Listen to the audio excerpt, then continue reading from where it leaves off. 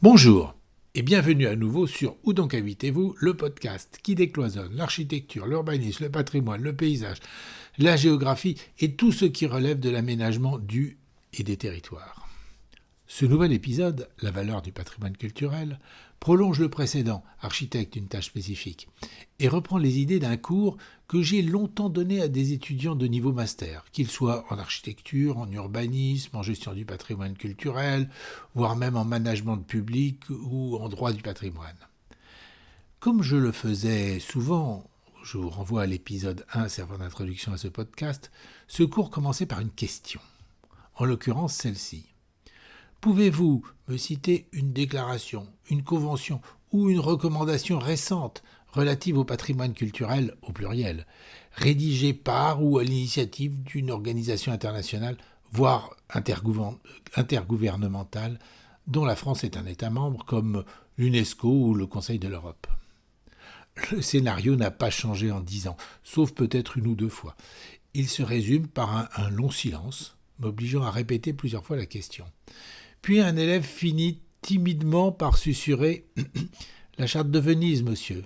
Alors j'esquisse un sourire gêné et leur rappelle que cette charte, certes importante, qui donne un cadre international pour la préservation et la restauration des objets et des bâtiments anciens, date du milieu du XXe siècle.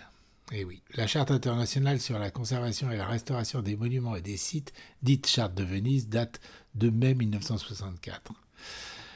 Quelle déception. Leur génération, pourtant force de proposition dans des domaines relatifs à l'environnement, n'aurait-elle pas de références plus récentes et plus en phase avec les préoccupations actuelles en matière de patrimoine culturel ? Bon, il faut bien reconnaître qu'en France, les artisans du concept de développement durable n'ont guère abordé le volet culturel, pourtant largement développé à l'international dès 1992, à la conférence de Rio sur l'environnement, ou plus précisément à la conférence des Nations Unies sur l'environnement et le développement qui s'est déroulée à Rio de Janeiro, au Brésil, entre le 3 et le 14 juin 1992. Plusieurs déclarations, conventions et recommandations d'organisations internationales ont suivi, positionnant à chaque fois la culture et le patrimoine culturel au cœur des préoccupations de développement durable. Les 3 textes que je vais citer peuvent être donnés en exemple. Leur enseignement aurait dû permettre aux élèves de connaître les idées actuelles et les positions nouvelles avancées dans le champ des patrimoines culturels pour pouvoir les utiliser en référence dans leurs travaux. Mais bon, il n'est pas trop tard. En octobre 2005, la Conférence générale de l'UNESCO adopte un texte fondateur et donc d'une importance majeure. Il s'agit de la Convention cadre pour la protection et la promotion de la diversité des expressions culturelles, que j'ai déjà évoquée dans l'épisode de l'anthropologue Le Pape et le Président. Pour mémoire, cette convention, dont je cite ici des extraits, reconnaît, je cite, l'importance des savoirs traditionnels en tant que source de richesse immatérielle et matérielle, et reconnaît que la diversité des expressions culturelles, y compris des expressions culturelles traditionnelles, est un facteur important qui permet aux individus et aux peuples d'exprimer et de partager avec d'autres leurs idées et leurs valeurs.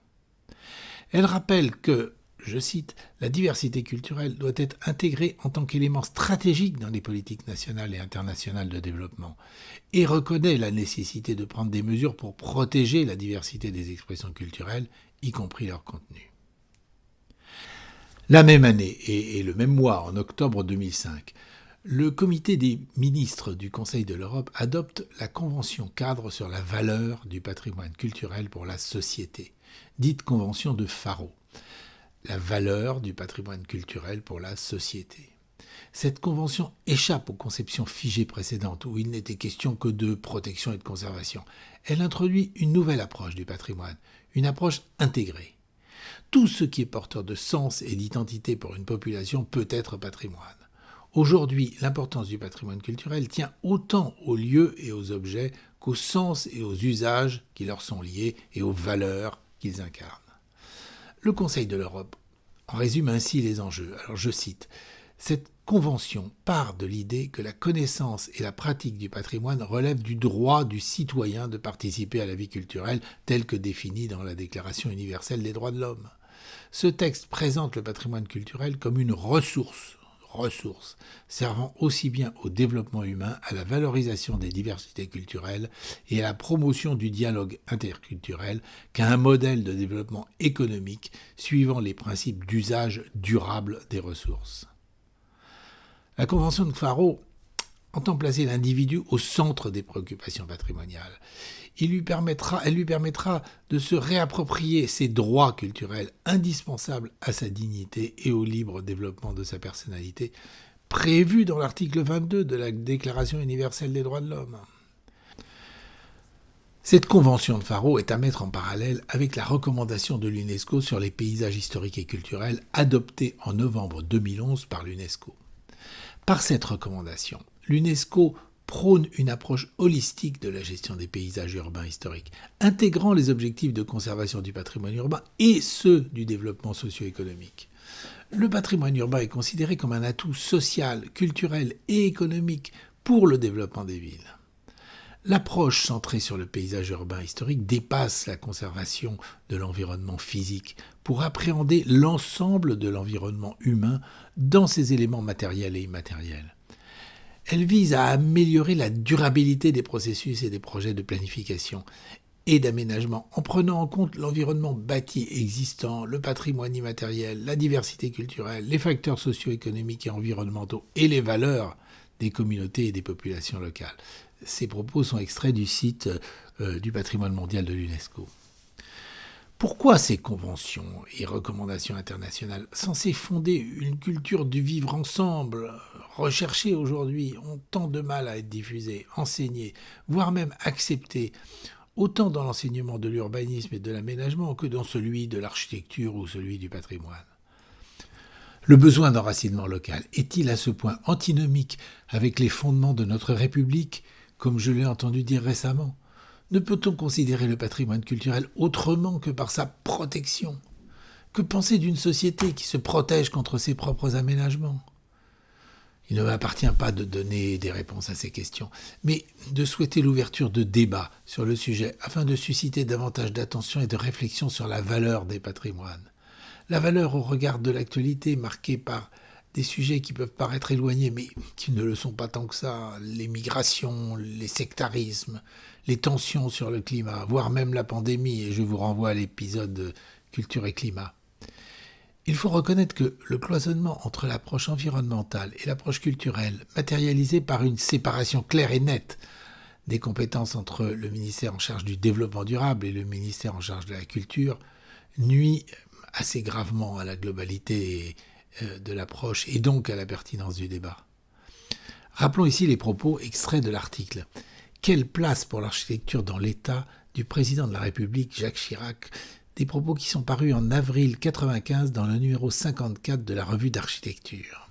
Je cite. « Il est vrai que notre tradition administrative sépare ce qui touche au développement de la construction, qui relève de l'équipement, et ce qui touche de la protection, qui relève de la culture et de l'environnement. C'est souvent un surcroît de complexité dont pâtissent les administrés. » Eh oui. Une complexité d'autant plus difficile à traiter que le sujet n'apparaît pas encore prioritaire pour une grande partie de ces administrés. Les points de vue contradictoires des différentes générations d'habitants, voire des différentes classes sociales, brouillent le discours émergent sur la culture et les patrimoines. Ce sont ces mêmes contradictions qui conduisent aux mêmes incompréhensions dans de nombreux autres domaines, notamment l'écologie. Pour illustrer ces contradictions, voici un dialogue extrait de la très belle dans tous les sens du terme, très belle bande dessinée, Le combat ordinaire de Manu Larsenet, paru aux éditions d'Argo en 2008. C'est un extrait du tome 4, Planter des clous.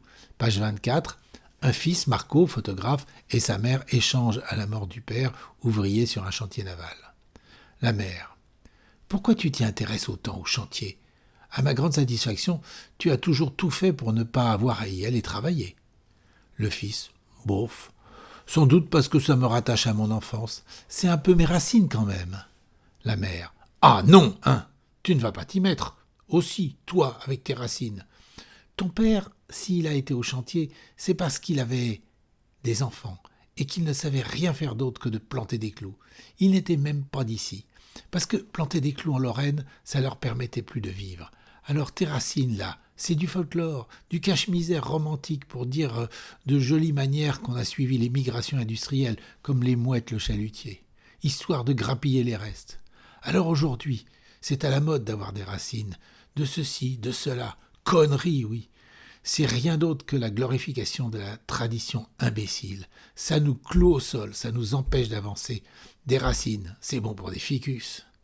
Eh oui, des racines, c'est bon pour des ficus. Difficile de concilier les points de vue de générations construites sur des bases si différentes. Rappelez-vous l'extrait sur le grand-père de ma femme dans l'épisode Culture et Climat. 50 ans seulement nous séparaient. Lui regardait avec angoisse les paysages sauvages du parc naturel régional que personnellement j'admirais. Et il admirait les vastes plaines d'agriculture intensive qui m'angoissaient. C'est d'autant plus difficile que, conséquence de l'allongement de la durée de vie, ces deux générations qui le plus souvent se suivent, mais peuvent aussi être d'un âge indifférent, vivent aujourd'hui ensemble, dans une même société. Mais avons-nous le choix ? Non. L'une succède à l'autre, et c'est à la première de s'adapter ou de s'effacer. Nous ne resterons pas pour le passé, mais pour le futur, a dit l'architecte libano-irakienne Salma Samar Dabloudjin, Global Award for Sustainable Architecture en 2012. La gravité de la situation au niveau mondial, écologique, mais également social, économique et culturel, doit conduire à mettre en évidence des objectifs pour que le développement demeure soutenable. Donc j'emploie le mot soutenable et j'insiste. Rappelons à nouveau que la traduction de l'anglais Sustainable Development est développement soutenable. Sustainable, c'est la traduction de soutenable. Soutenable, c'est-à-dire qui peut se supporter sans durée, c'est dans le dictionnaire. La traduction par développement durable est un non-sens insupportable. Je ferme la parenthèse. Les processus de changement sont en cours, inexorablement. Cependant, soyons pragmatiques, au regard de l'accélération de l'histoire, est-il utile de vouloir fixer dans le marbre de l'idéologie chaque étape de l'évolution ? Je reviendrai sur le sujet dans un prochain épisode et finirai celui-ci par un proverbe indien qui m'est cher. En anglais, comme je l'ai entendu pour la première fois. Tradition and heritage do not mean to preserve the ashes, but to keep the flame alight. Un proverbe que l'on peut traduire ainsi, tradition et patrimoine ne signifie pas conserver les cendres, mais garder la flamme allumée. La tradition imbécile, comme disait la mère de Marco dans l'extrait précédent, s'entend dans la protection, la conservation et la mise en valeur des cendres du passé, qui fige les choses, empêche toute évolution et suscite trop souvent des réactions violentes, comme celle de la mère de Marco, je cite à nouveau « Ah non, tu ne vas pas t'y mettre aussi, toi, avec tes racines ». L'ambition poursuivie aujourd'hui, garder la flamme allumée, est bien différente. On la retrouve exprimée dans les textes internationaux cités au début de cet épisode. Une ambition qui redessine la fonction patrimoniale, en phase avec les évolutions sociétales en cours, pour un développement que l'on voudrait soutenable. Je vous propose d'écouter ou de réécouter l'épisode 2, La mémoire au présent. Voilà, cet épisode se termine donc par une belle ambition pour illustrer la valeur du patrimoine culturel, garder la flamme allumée. Ici, comme à la fin des précédents épisodes, n'hésitez pas à m'envoyer vos commentaires, voire des informations sur vos expériences personnelles. Merci pour votre écoute et à bientôt donc pour la suite, le 10e épisode du podcast Où donc habitez-vous ? À bientôt, au revoir.